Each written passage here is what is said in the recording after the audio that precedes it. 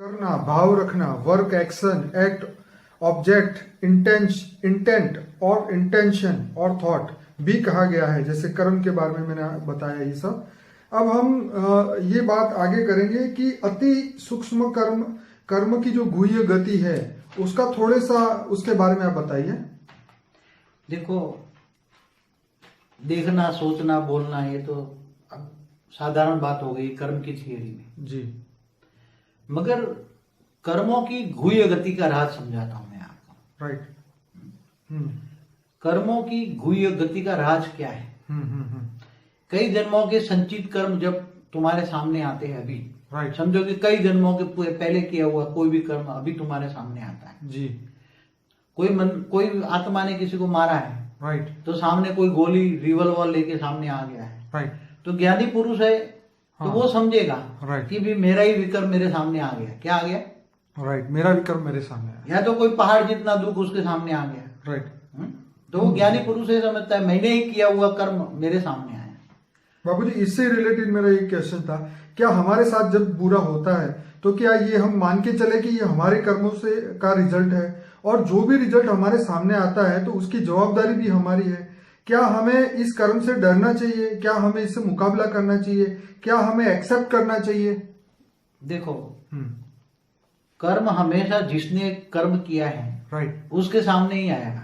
ठीक है। कोई दूसरे ने किया हुआ कर्म तुम्हारे सामने नहीं आएंगे, किसी के सामने नहीं आएंगे। चलो, परमात्मा ने तो बहुत अच्छी सिस्टम सेट की है। वो तो ये तो नेचुरल ऑफ सोल है। क्या है? नेचुरल ऑफ सोल है। ओके।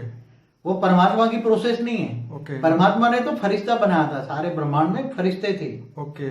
और फरिश्ते से देवता बने, देवता से मनुष्य बने, मनुष्य से फिर नरक लोक में 55 करोड़ नरक में गए। ओहो। हाँ, तो ये जो ब्रह्मांड पर जो धरती बढ़ती पहले नहीं थी, न ये सूर्य था, न चांद था, सितारे थे। सितारे तो ऊपर थे, एक सितारा माने एक ब्रह्मांड। मगर जो थियरी ऑफ जो कर्म कहते हो ना, वो कोई परमात्मा ने नहीं बनाए थे। ओके। परमात्मा ने तो उसी टाइम सोचा भी नहीं था कि ये फरिश्ते बन के एक जन ये ऐसे गिरते गिरते ये जानवर बन जाएंगे। राइट। तो इसलिए तो भगवान को भी थी अपने जो रचना करता है ना भगवान, राइट, जिस ब्रह्मांड का मालिक, जो ब्रह्मांड को रचना करता है, राइट, तब उसको भी नहीं पता होता कि ये गिरते गिरते गिरते जो मैंने रचना की है, अभी तो फरिश्ता बनाया है, राइट, मगर गिरते गिरते फरिश्ता सो देवता सो मनुष्य फिर जानवर पत्थर बुन जाएंगे। तो उसको भी, भगवान को भी जब जन्म मरण के चक्र में आना पड़ता है, उसको मतलब भगवान को भी अवतार लेने पड़ते हैं। क्या करने के लिए? यदा यदा ही धर्म से ग्लानिर्भवति भारत अभ्युत्थानम अधर्म से तदात्मनाम सुजाभ्यम।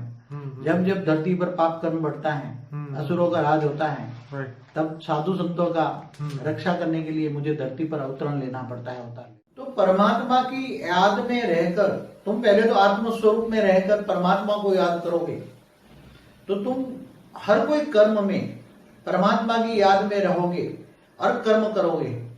कोई भी कर्म करते हो मगर परमात्मा की याद में रहकर कर्म करोगे तो तुम कर्म योगी हो।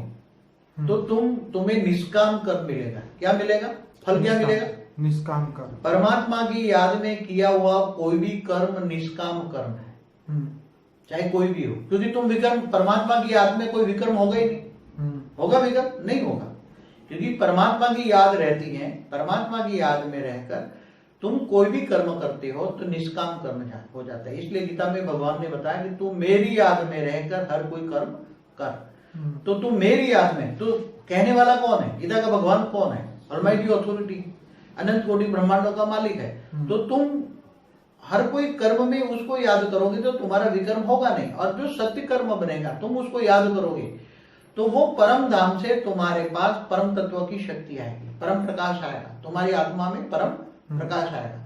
और जब परम प्रकाश आएगा तुम्हारी आत्मा में, तो अंतिम समय में तुम्हारा विकर्म विनाश हो जाएगा। जब आत्मा की कर्मातीत अवस्था होती है, जब विकर्म विनाश होता है तो आत्मा की कर्मातीत अवस्था होती है, और आत्मा की जब कर्मातीत अवस्था होती है तो आत्मा धीरे धीरे शरीर छोड़कर फिर आत्मा परम धाम में चला जाता है। परम धाम में जाकर वो परम पद को पाता है। क्या पाता है? परम पद को। परम पद को पाता है। परम पद को पाकर वो हमेशा हमेशा के लिए वहां ही रहता है। वो कभी भी कहीं भी धरती पर या मृत्युलोक में कहीं भी जन्म मरण के चक्र में नहीं आता। जन्म मरण से चक्र से उसको मुक्ति मिलती है और जीवन मुक्ति में ऊपर रहता है। वो परमात्मा के साथ रहता है। పరం శాంతి. బాపూజీ చెప్పినటువంటి హిందీ వీడియో క్లిప్పింగ్ కర్మల యొక్క గుహ్య రహస్యం, ఆత్మ పరంపదాన్ని ఎలా పొందుతుంది అనే దాని గురించి ఇంతవరకు మీరు విన్నారు. దానికి తెలుగు అనువాదం. అనంతభాయ్ బాపూజీని అడుగుతూ ఉన్నారు, బాపూజీ కర్మ యొక్క సూక్ష్మ గతి గురించి చెప్పండి.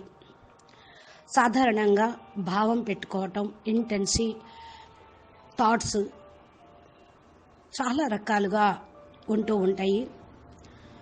మరి కర్మ చేస్తూ ఉన్నప్పుడు ఇవన్నీ కూడా ఎలాగా కర్మల యొక్క ప్రభావం మీద పడుతూ ఉంటాయి అని అడుగుతూ ఉన్నారు. దానికి బాపూజీ సమాధానం చెప్తూ, కర్మ సిద్ధాంతంలో చూడటము, మాట్లాడటము, నడవటము, ఆలోచించడం ఇవి సర్వసాధారణం, ఇవి కూడా కర్మలే. కానీ కర్మల యొక్క గుహ్య రహస్యం గురించి చెప్తాను అంటూ బాపూజీ అంటున్నారు, అనేక జన్మల సంచిత కర్మలు మీ దగ్గరికి వచ్చినప్పుడు అవి మీరు చేసినటువంటి పూర్వం కర్మల యొక్క ఫలితాలే. అనగా ఎవరన్నా తుపాకీ పట్టుకొని మీ ఎదురుగా వచ్చారనుకోండి, అప్పుడు జ్ఞాని ఆత్మలైతే ఇది నేను ఎప్పుడో చేసినటువంటి కర్మ రిజల్ట్గా నా ఎదురుగా వచ్చింది అని భావిస్తారు. పర్వతం లాంటి దుఃఖము కూడా, సమస్యలు కూడా మీ ఎదురుగా వచ్చిందనుకోండి, మరి జ్ఞాని అయితే ఇవి కూడా నేను చేసినటువంటి కర్మకు, అనేక జన్మల యొక్క కర్మలకు ఒక్కసారిగా పర్వతం లాంటి దుఃఖం నా మీద వచ్చి పడింది అని భావిస్తూ ఉంటారు అని అంటున్నారు బాపూజీ. అనంతభాయ్ అడుగుతున్నారు, అయితే బాపూజీ మేము ఏదన్నా తప్పు చేసేమనుకోండి, మా ఎదురుగా వచ్చిన పరిస్థితుల్ని మేము అది రిజల్ట్గా భావించి మరి యాక్సెప్ట్ చేయాలా? అంగీకరిస్తూ ఉంటే సరిపోతుందా, లేకపోతే దాన్ని ఎదుర్కోవాల్సి వస్తుందా అని అడుగుతూ ఉన్నారు. దానికి బాపూజీ అంటున్నారు, ఎవరు ఏ కర్మ చేస్తే అది రిజల్ట్ వాళ్ళ ఎదురుగానే వస్తూ ఉంటుంది. ఎవరో చేసింది మీ ఎదురుగానూ రాదు, మీరు చేసింది ఇంకెవరి దగ్గరకో వెళ్ళదు. అనగానే అనంతభాయ్ అంటున్నారు, భగవంతుడు భలే మంచి సిస్టమ్ సెట్ చేశారు బాపూజీ అని అంటూ ఉంటే, ఇది భగవంతుడు ఏమీ సెట్ చేసింది కాదు, ఇదంతా నేచర్ ఆఫ్ లా, సోల్ అంటే సోల్ యొక్క నియమము, ఇది ఆత్మ సిద్ధాంతము. పరమాత్మ ఇలాంటి సిద్ధాంతాలను ఏమీ తయారు చేయలేదు. పరమాత్మ ఫస్ట్ ఫరిస్తాలను తయారు చేశారు, వీళ్ళే దేవతలుగా అయ్యారు, దేవతలే మనుషులైనారు. వీళ్ళు చేసినటువంటి కర్మానుసారంగానే 55 నరక లోకాలకు కూడా వెళ్ళిపోయారు. ఈ బ్రహ్మాండం మొదట్లో భూమి లేదు, సూర్యుడు లేడు, చంద్రుడు లేడు, నక్షత్రాల్లాగా కనిపిస్తూ ఉండేవి బ్రహ్మాండం పైన. అయినా కూడా అవి నక్షత్రాలు కాదు, ఒక్కొక్క నక్షత్రం ఒక్కొక్క బ్రహ్మాండము. ఇక కర్మ సిద్ధాంతము పరమాత్మ తయారు చేయలేదు. ఎందుకంటే ఆ సమయంలో ఫరిస్తాలందరూ కూడా కిందకు పడిపోతూ మనుషులుగా ఈ పాతాళ లోకంలో ఇలా అయిపోతారు అని పరమాత్మ అనుకోలేదు. బ్రహ్మాండం రచన చేసినటువంటి మాలిక్ ఇలాంటి మానవుల్ని, రాక్షసుల్ని, ఇలాంటి కర్మలు చేసే వాళ్ళని తయారు చేస్తారా ఏంటి? మరి మనుషులు ఫరిస్తాలే దేవతలుగా మనుషులుగా పత్తర్ బుద్ధిగా, మరి గుడ్డి గవ్వల్లాగా, సర్పాల్లాగా, అసురులాగా అవుతారని ఆయన ఊహించలేదు. ఎప్పుడైతే భగవంతుడు కూడా అవతారాలు తీసుకొని జన్మమాన చక్రంలోకి రావాల్సి వస్తుందో, దానికి యదా యదా హి ధర్మస్య గ్లానిర్భవతి భారత అభ్యుత్థానం అధర్మస్య తదాత్మానం సృజామ్యహం. అంటే భూమిపైన పాపకర్మలు పెరుగుతూ ఉన్నప్పుడు అసురులను సంహరించి సాధువుల్ని, మహాత్ముల్ని రక్షించుటకు, ఉద్ధరించుటకు భూమి మీదకి రావాల్సి వస్తుంది అని ఆయన నియమం పెట్టుకున్నారు.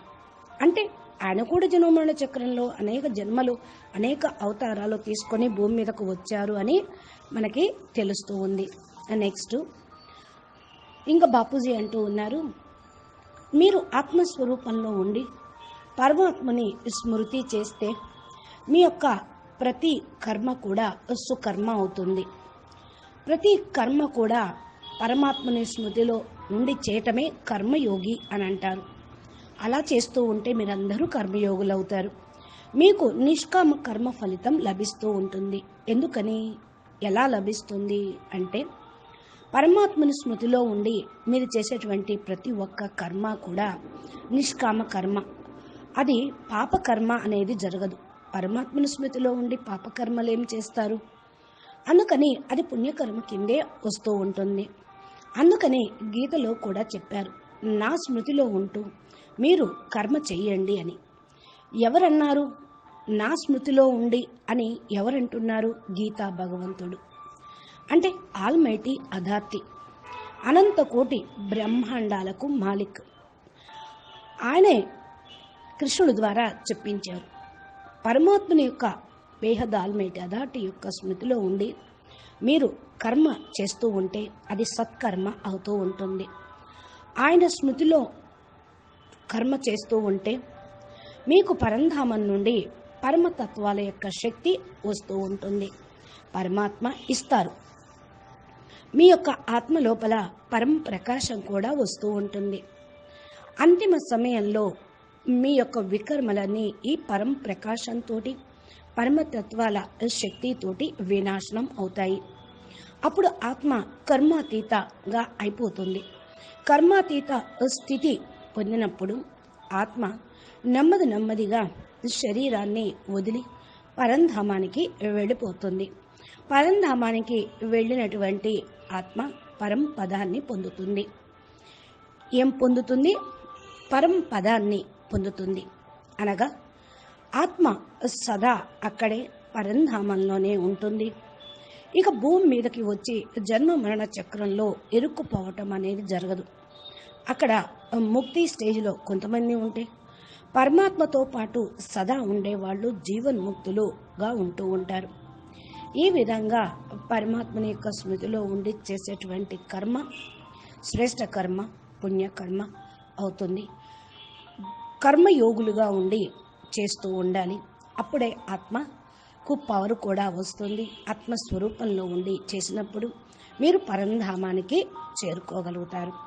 అచ్చా, పరం శాంతి, నమస్తే, ధన్యవాదాలు. బేహద్ కే బేహద్ పరం పరం మహాశాంతి హై, మహాశాంతి హై, మహాశాంతి హై. బాపూజీ దశరథ్ భాయ్ పటేల్ తెలుగు ఛానల్లో బాపూజీ చెప్పేటువంటి అద్భుతమైనటువంటి కర్మ సిద్ధాంతం, జన్మ మరణ సిద్ధాంతం, గీతా జ్ఞానం యొక్క రహస్యాలు టాపిక్ వైజ్గా ప్లేలిస్ట్లో ఉన్నాయి. మీరు మా ఛానల్ని సబ్స్క్రైబ్ చేసి గంట సింబల్ని ప్రెస్ చేస్తే రోజు మీ యొక్క నోటిఫికేషన్ రూపంలో బాపూజీ అప్లోడ్ చేసినటువంటి వీడియోలు వస్తాయి. చక్కగా మీ జీవితాన్ని పరంపదం వైపుకు తీసుకొని వెళ్ళాలి. ముక్తి, జీవన్ముక్తి పొందుతారని ఆశిస్తూ ముగిస్తూ ఉన్నాం. నమస్తే, ధన్యవాదాలు.